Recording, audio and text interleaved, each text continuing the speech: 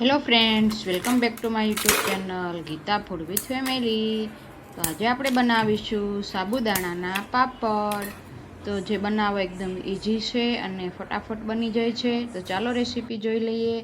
અહીંયા મેં લઈ લીધું છે એક નાની તપેલી। એની અંદર હવે હું એડ કરીશ 500 ગ્રામ સાબુદાણા। કપથી આપણે માપશું તો 2.5 કપ જેવું થશે। તો મેં અહીંયા 2.5 કપ સાબુદાણા લીધા છે, જેને આપણે સારી રીતે ધોઈ લેવાના છે। તો પહેલાં 1 કપ એડ કર્યો અને પછી બીજો કપ। તો ફ્રેન્ડ્સ, અહીંયા મેં 2.5 કપ જેવું લીધું છે સાબુદાણા, વજનમાં 500 ગ્રામ છે। હવે એને સારી રીતે ધોઈ લીધા છે અને ત્યાર પછી એમાં હું હવે એડ કરીશ 2 કપ સાબુદાણાની સામે 2 કપ આપણે પાણી એડ કરીશું। અહીંયા મેં 2.5 કપ જેટલું પાણી એડ કર્યું છે, જેથી આપણા સાબુદાણા બરાબર રીતે પલળી જાય। આપણે બહુ વધારે પાણી એડ નહીં કરીએ, માપસર એનું જે માપ છે એ પ્રમાણે પાણી એડ કરીશું। ત્યાર પછી અહીંયા મેં લઈ લીધા છે 500 ગ્રામ બાફેલા બટાકા। તો એ બટાકાને મેં બાફી અને ચાલ ઉતારી અને આવી રીતના ખમણી લીધા છે, જેથી કરીને આપણા સાબુદાણાની અંદર કોઈ ગાંઠો ના રહે અને સરસ રીતે મિક્સ થઈ જાય। તો આપણે એને ખમણવા ખૂબ જ જરૂરી છે। તો મેં અહીંયા ખમણીને એનું છીણ તૈયાર કરી લીધું છે। તો ફ્રેન્ડ્સ, હવે આપણે મસાલા જોઈ લઈશું। અહીંયા મેં 1 ચમચી મરી પાવડર લીધો છે, 8 થી 10 જે લીલી મરચી આવે છે એ લીધી છે, 3 ટમેટા લીધા છે, એને મેં ગ્રેવી કરી લીધી, અને આપણું ખમણેલું છીણ બટેકાનું અને સ્વાદ અનુસાર નમક। તો તમે જોઈ શકો છો અહીંયા સાબુદાણા 3 કલાક સુધી મેં પલળવા રહેવા દીધા હતા। તો પલળી અને આવા થઈ ગયા છે, ખૂબ સરસ। તો ફ્રેન્ડ્સ, તમે જોઈ શકો છો એકદમ પલળી અને હાથમાં નરમ થઈ ગયા છે, સોફ્ટ થઈ ગયા છે। તમે એને દબાવશો એટલે તરત ખ્યાલ આવશે। તો હવે આપણે સાબુદાણાનું ખીચું બનાવવાની તૈયારી કરીશું। અહીંયા મેં એક મોટું વાસણ લીધું છે, તપેલું, એની અંદર મેં પાણી એડ કર્યું છે। આપણે 1 કપ સાબુદાણાની સાથે 6 કપ પાણી લઈશું, માપ આ પ્રમાણે રાખીશું। અહીંયા મેં 12 કપ જેટલું પાણી એડ કર્યું છે, અને ત્યાર પછી આપણા જે પાણી ગરમ થઈ જાય એટલે તરત જ સાબુદાણા જે પલાળેલા હતા એને એની અંદર એડ કરી દઈશું અને ચમચાની મદદથી સારી રીતે મિક્સ કરી લઈશું। તો આપણે એને થોડી વાર હલાવતા રહીશું, નીચે તળિયે બેસી ન જાય તેનું ખાસ ધ્યાન રાખીશું। ત્યારબાદ હું હવે એમાં 2.5 ચમચી જેટલું નમક એડ કરી દઈશ, કારણ કે અમે ઉપવાસ માટે નથી બનાવ્યા, બાળકોને ખાવા માટે બનાવ્યા છે। તો તમે અહીંયા ઉપવાસ માટે બનાવતા હો તો સિંધવ નમક પણ એડ કરી શકો છો, અને પછી એને આપણે વચ્ચે વચ્ચે હલાવતા રહીશું। હલાવવો ખૂબ જરૂરી છે, નહીંતર તળિયે બેસી જશે। ગેસની ફ્લેમ હાઈ રાખીશું।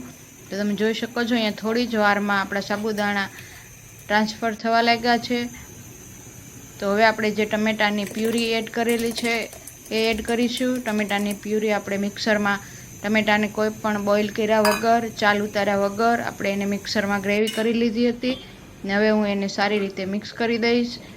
તો ફ્રેન્ડ્સ, એને ખૂબ જ સરસ રીતે મિક્સ કરીશું, અને ત્યાર પછી થોડી વારમાં આપણે જે લીલી મરચી ક્રશ કરીને રાખેલી હતી એ 2.5 ચમચી એડ કરીશું, અને ત્યાર પછી 1 ચમચી આપણે જે તીખા મરી પાવડર હતો એ એડ કરીશું।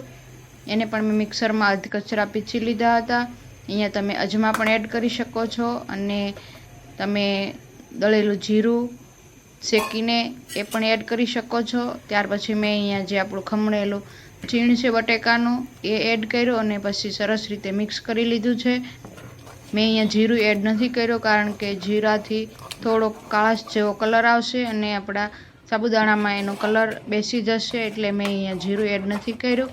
હવે હું એને સરસ રીતે મિક્સ કરતી જઈશ। અહીંયા તમે થોડીક કોથમીર પણ એડ કરી શકો છો, મેં અહીંયા એડ નથી કરી। ત્યાર પછી આપણે એને હલાવતા રહીશું સતત। અને જો તમને ચેક કરવા માટે અહીંયા હું તમને એક ટ્રીક બતાવીશ। આવી રીતના તમારો ચમચો ઊભો રહી જાય ખીચાની અંદર, તાવેથો અથવા ચમચો, તો સમજવાનું કે આપણું ખીરું તૈયાર છે। તો હવે હું એને એક બાઉલમાં લઈ લઈશ, ને પછી આપણે એને વેફર બનાવીશું, પાપડ બનાવીશું। તો ફ્રેન્ડ્સ, ખીરું બહુ જ ગરમ હોય છે, એટલે આપણે ધ્યાનથી આ બધી પ્રોસેસ કરીશું। તો અહીંયા મેં એક નાનો જે બાઉલ જેવું છે એ લઈ લીધું છે, તમારી પાસે આવું કંઈ હોય તો એ પણ લઈ શકો છો અને એની અંદર આવી રીતના ખીરું એડ કરી અને પાપડ બનાવી શકો છો. એનાથી એક ફાયદો એ છે કે આપણા પાપડ એક સરખા રાઉન્ડ શેપમાં અને ગોળ સરસ બનશે.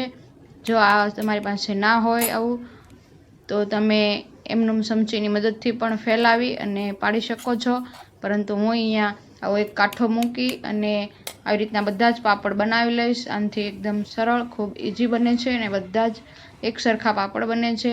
કોઈ પતલા જાડા નથી થતા. તો તમને હું બતાવી દઈશ કે મેં અહીંયા ખૂબ સરસ રીતે અને ફટાફટ ઇઝીલી પાપડ બનાવી લીધા છે. તો 500 ગ્રામ ખીચામાંથી આપણે 50 જેટલા પાપડ બનાવી શકીએ ફ્રેન્ડ્સ. તો તમે જોઈ શકો છો એક જ સરખા પાપડ બનેલા છે. તો તમે આ ટ્રીક પણ વાપરી શકો છો. હવે 1-2 દિવસ સુકાવા દીધા પછી તમે જોઈ શકો છો મારા બધા જ પાપડ સુકાઈને રેડી થઈ ગયા છે. મેં અહીંયા 1 દિવસ પંખા નીચે સૂકવ્યા હતા અને ત્યાર પછી બીજા દિવસે ટેરેસ પર સૂકવ્યા હતા, ખૂબ જ તડકાની વચ્ચે. તો જેથી કરીને આપણા સાબુદાણા આખું વર્ષ સ્ટોર કરી શકીએ પાપડ અને એને કંઈ થાય નહીં. તો ફ્રેન્ડ્સ, હવે હું તમને તળીને બતાવીશ કે આપણા સાબુદાણા કેવા બન્યા છે, સાબુદાણાના પાપડ. તો મેં અહીંયા તેલ ગરમ થવા મૂકી દીધું હતું અને પછી ધીમે ધીમે બધા જ પાપડ અહીંયા મેં તળી લીધા હતા. થોડી વાર તેલમાં હલાવશું એટલે તરત જ એ ઉપર આવશે આવી રીતના અને આપણો ફર્સ્ટ ક્લાસ સાબુદાણાનો જે પાપડ છે એ તૈયાર થઈ જશે તળીને. તો તમે અહીંયા આપણે જે ટમેટાની ગ્રેવી એડ કરી છે એના લીધે થોડાક લાલ કલર જેવા થશે. તો ટેન્શન કરવાની જરૂર નથી, કારણ કે એમાં ટમેટાનો જે કલર છે લાલ એ રહેશે. જો તમારે ટમેટા ન નાખવા હોય તો તમે એમનું પણ બનાવી શકો છો. ટમેટાની ગ્રેવીને સ્કીપ કરી દેવાની અને સેમ પ્રોસેસ રાખવાની. તો હું તમને તળાઈને બતાવું છું કે આપણા સાબુદાણાના પાપડ બન્યા છે ફ્રેન્ડ્સ. એકદમ ક્રન્ચી અને સરસ ટેસ્ટી, તીખા મીઠા. તો ફ્રેન્ડ્સ, હું તમને એક પાપડ તોડીને બતાવીશ. તો જો તમને મારો આ વિડીયો પસંદ આવે તો શેર કરજો, લાઈક કરજો, ચેનલને સબસ્ક્રાઈબ કરજો અને ફરી મળીશું એક નવા વિડીયો સાથે. તો હું તમને જે ગ્રેવી વગરના, ટમેટાની ગ્રેવી વગરના પાપડ છે એ કેવા દેખાય છે એ પણ બતાવીશ. તો તમે જોઈ શકો છો અહીંયા મેં એ પાપડ પણ થોડાક બનાવ્યા છે.